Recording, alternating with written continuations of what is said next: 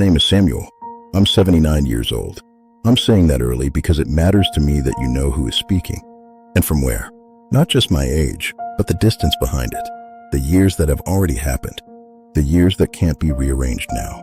I didn't start recording this because I wanted to tell a story. I started because there was something pressing on my chest that wouldn't settle unless I let it out slowly. In my own voice, without interruption. There's a particular kind of quiet that comes when you realize something too late.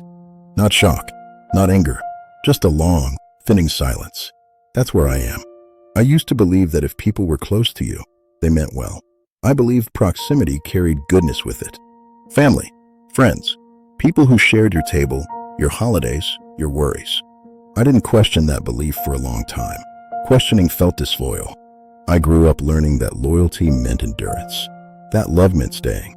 That trust was something you offered fully, without inspection. And so I did, for decades. I remember small moments now that didn't feel important then. Conversations that ended too neatly. Smiles that arrived a second too late. Hands that helped, but never without leaving a mark. I told myself I was imagining it. That suspicion was uglier than truth. That noticing too much would make me someone I didn't want to be. So I learned not to notice. There were gatherings where laughter filled the room, and I felt strangely absent inside it. Not excluded, just unseen. I thought that was my fault. I thought I wasn't expressive enough, that I needed to give people more room. So I did that too. I gave room. I gave patience. I gave benefit of the doubt until it felt like a reflex. Years went by that way. Careers changed. Hair thinned. Faces aged. But the pattern stayed. They showed up warm, supportive, concerned. And yet, I always left feeling smaller. That didn't make sense to me at the time. I didn't have language for it. There were moments I almost spoke, but I didn't. I told myself harmony was fragile, that peace was worth preserving. I didn't realize then how often peace is just silence wearing a better name. It took me 40 years to understand that some people don't hurt you loudly. They do it quietly. The people I trusted most weren't cruel. They were convenient. They liked me best when I didn't take up space. That understanding arrived quietly, one memory at a time, like dust settling where I could finally see it. I didn't confront anyone. Confrontation felt pointless by that stage. What would it change? What changed was me. I stopped explaining myself, stopped justifying discomfort. There's grief in that shift, not the loud kind. I don't hate anyone. Hate would mean the story is active. This feels finished. I wasn't naive. I was hopeful. I'm pausing now. This part needed to be spoken slowly. I'll continue when the quiet settles. For now, this is enough. I didn't stop because the thoughts were gone. I stopped because they were still lining up, and I needed space between them. At my age, rushing only blurs things that deserve to be seen clearly. When I came back to this chair later, the room felt different. Not changed, just quieter, as if it remembered what had been said and didn't want to interrupt. I'm still Samuel. I'm still 79, and this part of the story doesn't move forward so much as it widens. After that first realization settled in, after I finally allowed myself to see the pattern, I started noticing how early it had all begun. It started in small accommodations, being the one who apologized first, even when I didn't understand what I was apologizing for. Being the one who softened my words so others wouldn't feel uncomfortable. At the time, it felt like maturity. It felt like strength. People praised me for it. They called me patient, easygoing, reliable. I wore those words like proof that I was doing life correctly. What I didn't yet understand was that those same traits made me useful in a very specific way. I could be leaned on without pushing back. I could be disappointed without causing a scene. I could be overlooked without making anyone feel guilty. That kind of person fits neatly into other people's lives. I didn't notice the cost because it was paid slowly. A little less voice here, a little more doubt there. I remember a particular family gathering, everyone talking at once. I started to say something small. Someone cut in, not harshly, just confidently.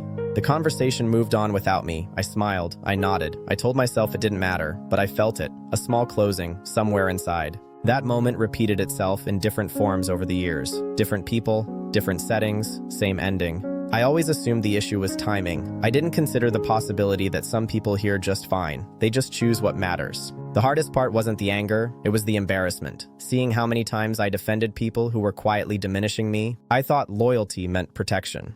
I didn't see how often I was protecting others from the discomfort of my honesty. There were moments when my body reacted before my mind did. A tightness in the chest. The body keeps a record even when the mind refuses to. When I finally allowed myself to connect those dots, it was sobering. I saw choices made based on wanting to be perceived as good rather than wanting to feel whole. It saw how easily kindness can be confused with self-erasure. That understanding didn't turn me bitter. It turned me quiet in a different way.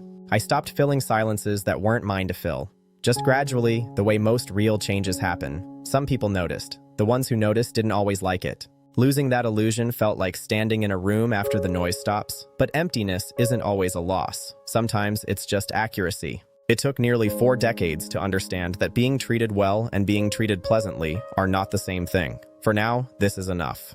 I didn't stop because the thoughts were gone. I stopped because they were still lining up, and I needed space between them. At my age, rushing only blurs things that deserve to be seen clearly. When I came back to this chair later, the room felt different. Not changed, just quieter, as if it remembered what had been said and didn't want to interrupt. I'm still Samuel. I'm still 79, and this part of the story doesn't move forward so much as it widens. After that first realization settled in, after I finally allowed myself to see the pattern, I started noticing how early it had all begun. It started in small accommodations. Being the one who apologized first, even when I didn't understand what I was apologizing for. Being the one who softened my words so others wouldn't feel uncomfortable. At the time, it felt like maturity. It felt like strength. People praised me for it. They called me patient, easygoing, reliable. I wore those words like proof that I was doing life correctly. What I didn't yet understand was that those same traits made me useful in a very specific way. I could be leaned on without pushing back. I could be disappointed without causing a scene. I could be overlooked without making anyone feel guilty. That kind of person fits neatly into other people's lives. I didn't notice the cost because it was paid slowly. A little less voice here, a little more doubt there. I remember a particular family gathering, everyone talking at once. I started to say something small. Someone cut in, not harshly, just confidently. The conversation moved on without me. I smiled, I nodded. I told myself it didn't matter, but I felt it, a small closing, somewhere inside. That moment repeated itself in different forms over the years. Different people, different settings, same ending. I always assumed the issue was timing. I didn't consider the possibility that some people hear just fine. They just choose what matters. The hardest part wasn't the anger, it was the embarrassment. Seeing how many times I defended people who were quietly diminishing me, I thought loyalty meant protection.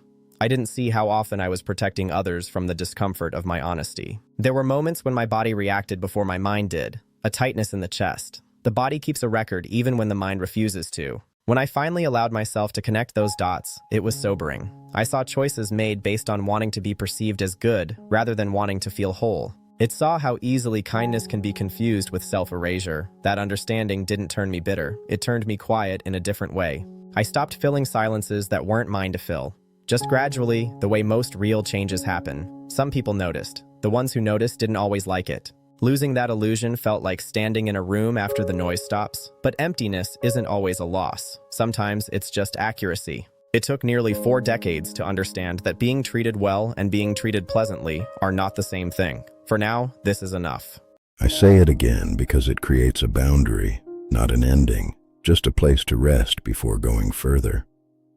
That's how time announces itself now, not with events, with sensations.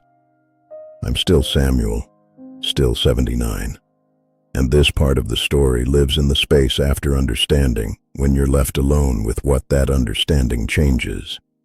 Realizing that people close to you were not what you believed them to be doesn't arrive all at once. It keeps unfolding.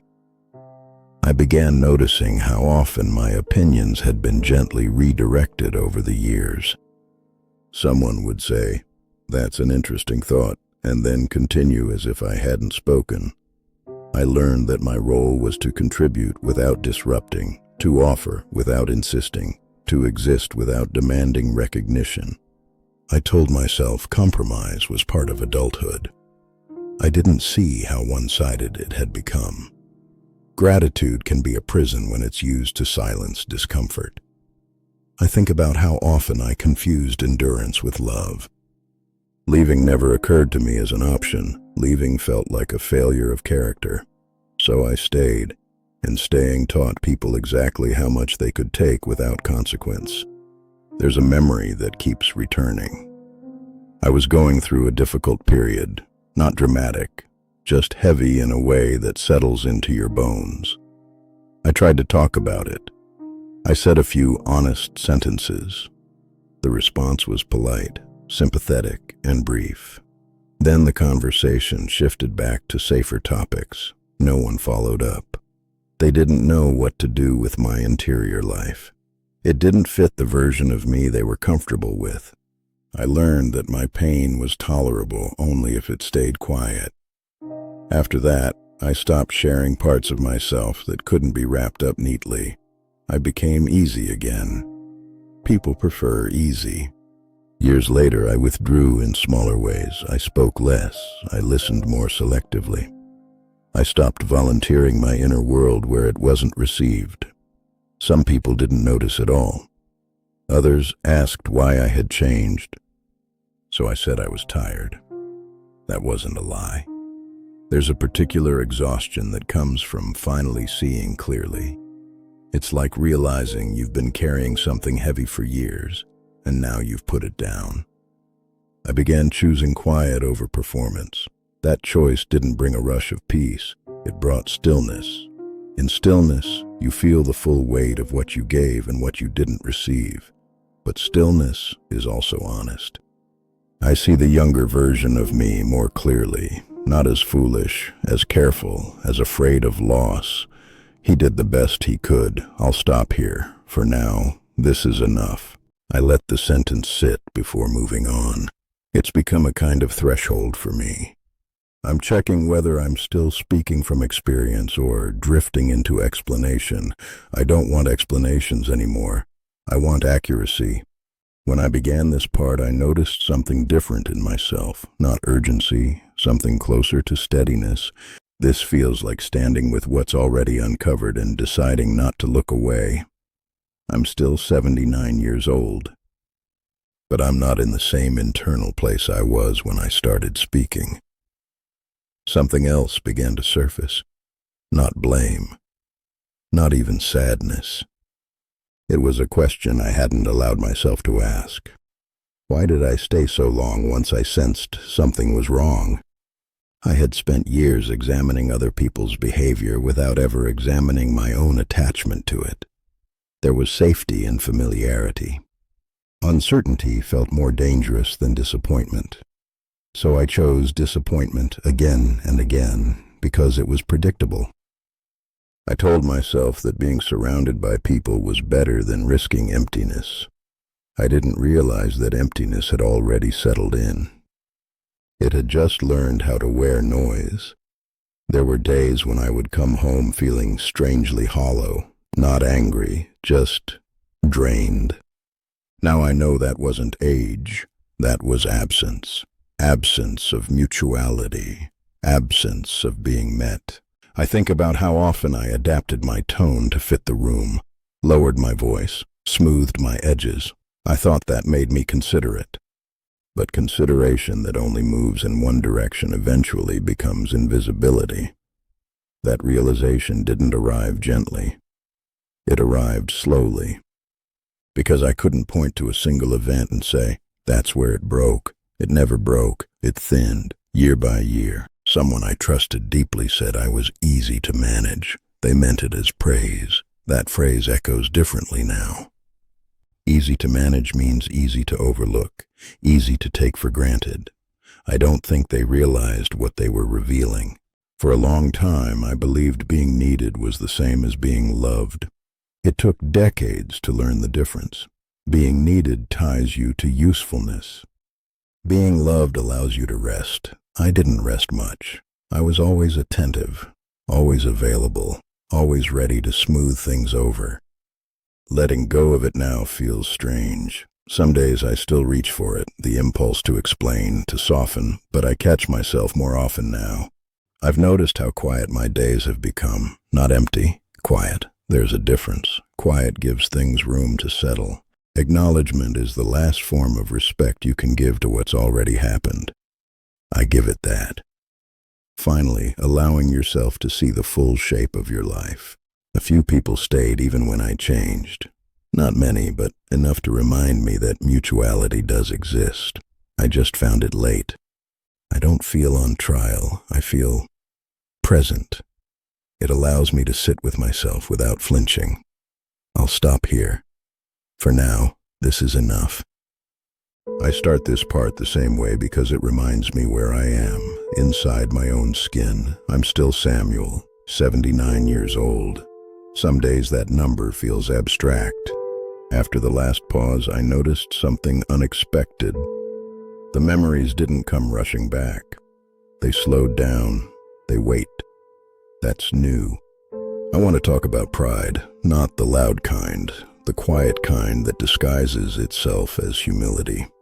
I train myself not to want to avoid being a burden. That kind of self-editing becomes automatic. You stop noticing what you're cutting out. I became the one who doesn't need much, too well. Loneliness doesn't always mean being alone. Sometimes it means being unaccompanied in your inner life. I was a participant in my own erasure. I had to learn to hold that truth without cruelty. What clarified things was compassion. I looked back at the younger versions of myself and saw fear. I don't need to be indispensable anymore. I just need to be present in my own life. That's a late need to discover, but not an impossible one. My body feels heavy again now, ready to rest. For now, this is enough. I stay seated anyway. That sentence doesn't always mean stopping. Sometimes it just means I'm done fighting what's already here. If you're listening, you can probably hear it in my voice. I'm not trying to arrive anywhere. I'm just staying. I used to think speaking only mattered if it led somewhere useful, a decision, a solution, an outcome. That belief followed me for most of my life. It shaped what I shared and what I swallowed. Now, at this age, usefulness feels overrated. There are things that deserve to be said even if they don't fix anything, especially then. I only know what it cost me to stay quiet for so long. There's a moment I return to often now. It doesn't announce itself. It just shows up, uninvited. When people talk about time slipping away, they usually mean years. I don't. Years are loud. Seconds are quiet. They disappear without ceremony. Those seconds are what I miss now, not because of what I would have said, because of what I would have allowed myself to feel. I spent a long time believing feelings were private things, messy things, better kept contained.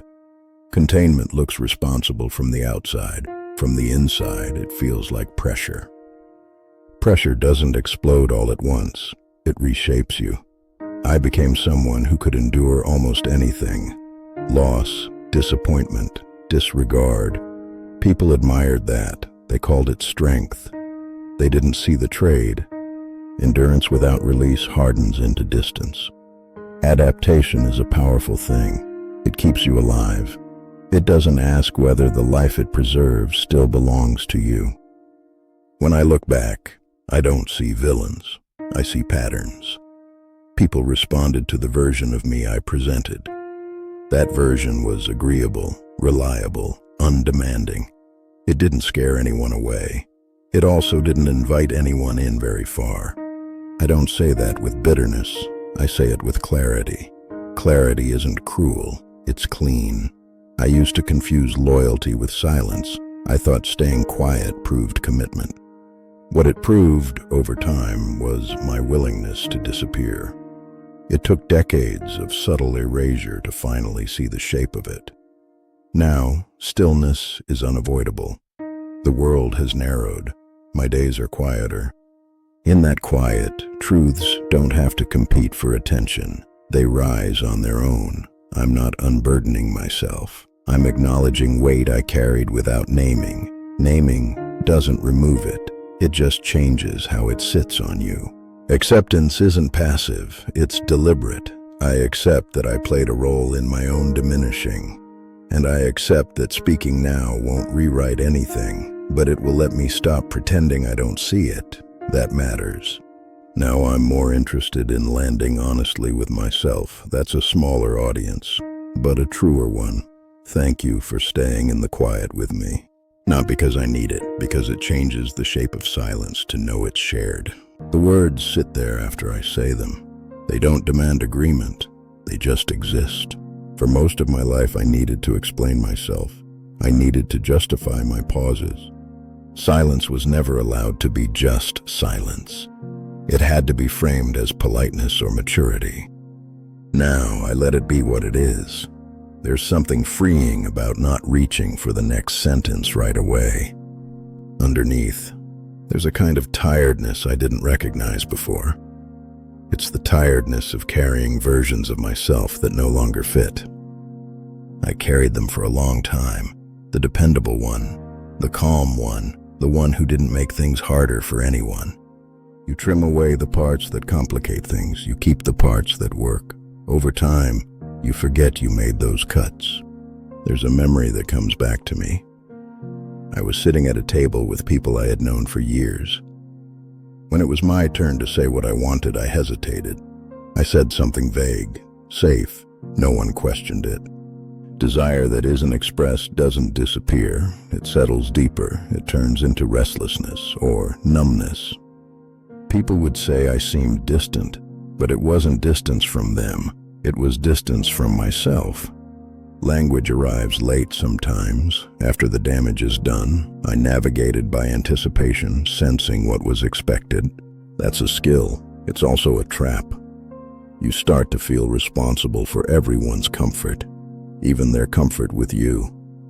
Being needed can feel like love when you don't know what else to call it. But love doesn't require you to disappear. I gave that consent freely, again and again.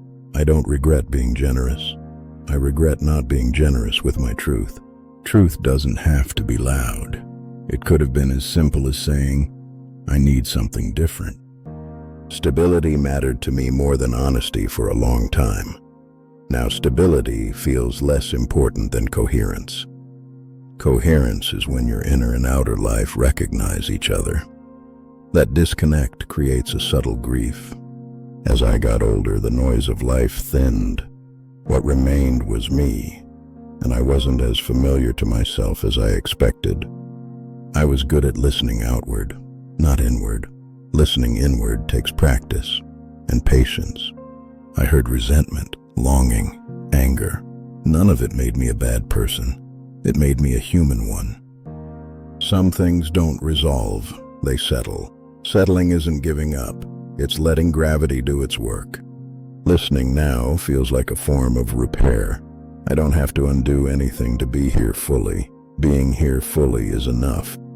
This feels like a good place to stop, because this moment deserves to remain as it is. I sit with that sentence for a while after saying it. Not proudly, not decisively, just letting it rest between breaths. Now silence feels like the most honest thing I have left. I notice how my hands are resting in my lap. They look older than they feel. These hands built things, held people, let go of others without realizing it would be the last time. Now they feel like evidence. I think about the moments I was physically present but emotionally elsewhere. I called that composure. Others called it calm. It was distance. Distance can look like strength if no one looks too closely. I grew up believing that keeping things to yourself was a form of respect. I handled disappointment quietly. I handled loneliness by staying busy. The cost of being the good one is that people stop asking who you are. Comfort can be a hiding place. I hid in politeness, in reasonableness. There's a memory that comes to me now. Someone I loved deeply told me I was hard to reach, that they never knew what I was really thinking. It took me decades to hear it properly. Being easygoing isn't the same as being open. Being calm isn't the same as being present. I confused those things because it suited me. It allowed me to avoid vulnerability while still appearing kind. Vulnerability felt dangerous. I trusted discipline, restraint. Those traits served me well, but they also kept people at arm's length. What I feel instead is a quiet mourning for versions of connection that never fully formed. Loneliness is the absence of being received. I was received as useful, but not as complex. I didn't offer complexity, but I stopped smoothing everything out. I let my voice falter sometimes. I let answers remain unfinished. Some people leaned in, others leaned away. That told me what I needed to know. Energy feels precious now. I spend it on attention, on noticing how it feels to sit without performing. I notice the quiet ache. I don't push it away. Ache doesn't always mean something is wrong. Sometimes it means something mattered. Time has already complicated everything. I don't know how much of my life is left, but that thought just sharpens things. I've become accurate. Accuracy is quiet. It just sits there, asking to be acknowledged. Pausing creates choice. Choice creates dignity. These are small rebellions, internal ones. No one sees them. That's fine. Not everything meaningful needs witnesses. I'm simply speaking because these words exist now. I'm not offering conclusions. I'm sharing presence. Offering it now feels like a quiet correction. I'll let this remain as it is. My name is Samuel. I'm 79 years old. For once, I don't feel like I'm postponing something important. It feels like arrival, not at an answer, at a stopping place. I notice how quiet my thoughts have become. Clarity, I've found, often comes from subtraction, from removing what was never necessary. I spent decades sanding myself down to be smooth, to be liked. I thought that was kindness. Sometimes it was fear wearing a polite face. There's a cost to that, the cost of not being sharply known. Being known requires friction. I lived most of my life blurred at the edges, useful, but not known. Now friction doesn't scare me. I can sit with discomfort now without immediately trying to manage it. That's new. I thought I was keeping the peace. Really, I was just leaving myself out of the room. It took a long time to realize selflessness without self-presence becomes absence. Absence doesn't cause scenes, it just slowly reduces you. I feel that reduction now when I look back. Not as regret, but as recognition. Recognition doesn't accuse, it simply says, this is what happened. I can live with that. Holding on tightly at this age feels unnecessary. Most things loosen on their own if you give them time. I think about the word enough differently now. Now it means sufficiency, completion. This moment doesn't need improvement to be valid. Neither does my life. That took me a long time to accept. What matters now is coherence. Does my life make sense to me? The answer isn't a clean yes or no. It's closer to mostly. Mostly is good enough. I no longer feel the need to defend my choices or explain my silences. Explanations are heavy. I'm not here to convince. I'm here to acknowledge. Acknowledging feels honest. Peace matters more than answers. It comes from stopping the internal arguments. I've stopped arguing with myself about who I should have been. I was who I was. I don't resent the time it took. Time doesn't owe us speed. If anything, it teaches patience by refusing to hurry. I feel that patience in my body now.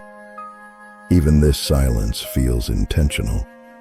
I used to fill silence because I was afraid it would be misunderstood. Now I trust it to carry its own meaning. Silence can hold truth without distorting it. Words sometimes get in the way. Survival alone isn't something to celebrate, but it's something to acknowledge. I'm still here, not in spite of everything, because of it. They brought me here. I don't feel unfinished anymore. Not complete, exactly, but settled.